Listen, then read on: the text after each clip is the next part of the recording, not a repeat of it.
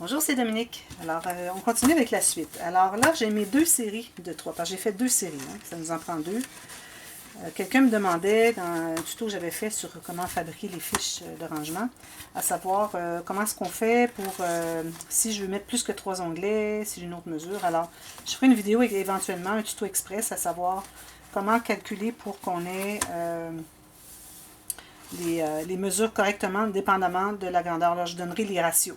Alors, je ferai une vidéo qui s'appellera peut-être quelque chose comme ratio de calcul pour les fiches de classement. Alors, c'est ça. Alors, j'ai une devant, une au centre, une arrière. Alors, il faut toujours s'assurer qu'on a bien le haut de l'onglet en avant et le bas derrière. Alors, ici, j'ai le haut, j'ai le bas. Ici, j'ai le haut et j'ai le bas. On fait ça 2 fois. Alors, j'ai 2 séries. Je vais vérifier. Voilà, tout est bon.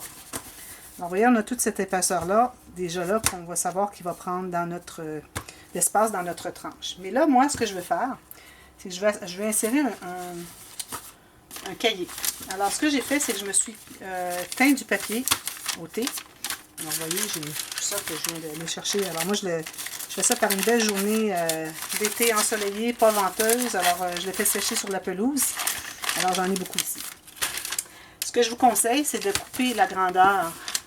Alors ici, si vous voulez utiliser juste du blanc, non fripé, faites fripé aussi, comme vous voulez. Alors, je vous conseille de couper la grandeur de vos feuilles avant de les teindre au thé, parce que une fois que c'est comme ça, c'est tout fripé, c'est fripé, c'est difficile à trouver le bon endroit. C'est beaucoup plus de travail que quand on les a bien droites, facile à travailler. Alors, couper la grandeur, vous avez besoin. Moi ici, mes feuilles mesurent, bon, je les avais calculées en pouces, c'est un petit peu là. Alors, 7 par 10, alors ça fait 18. J'ai fait un tout petit peu plus petit que mes fiches de classement. Alors, 1 mm ou 2 de moins. Par, alors j'ai 25. 25 total. 12,5, 12,5. Et puis 18 moins 2 mm. Alors, je me suis coupé des papiers de la bonne grandeur. Je les ai coupés d'avance. Ensuite, je les ai teintes au thé, au café. Alors, moi, je vais en mettre 6 par cahier. Alors, c'est important de les mettre bien droites.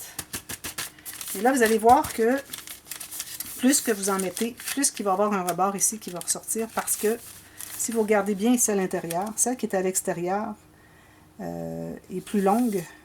C'est-à-dire qu'il faut qu'elle soit plus longue parce que celle qui est à l'intérieur, elle veut dépasser.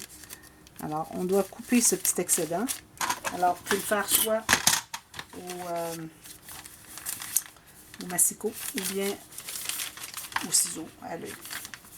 Moi, je vais faire au massicot comme ceci. Alors là, quand on a du papier, qui est quelque chose qui est mince, on ne commence jamais à couper comme ceci parce que vous allez tout déchirer.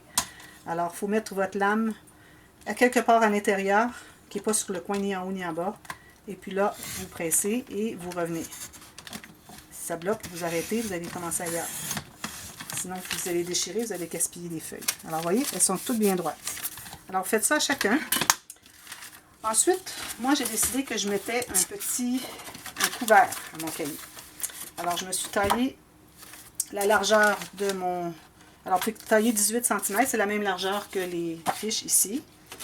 Et puis, ce que vous allez faire, c'est que vous allez mesurer la grandeur, la largeur du cahier. Tout simplement, le plus large au plus large. Alors, ça donne 25,2.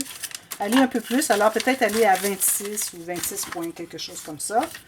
Alors, moi, ici, j'ai 26,5. Alors, 26,5, c'est bon. Tracez une ligne au centre, vous pliez. Vous en faites 6 fois, tout simplement.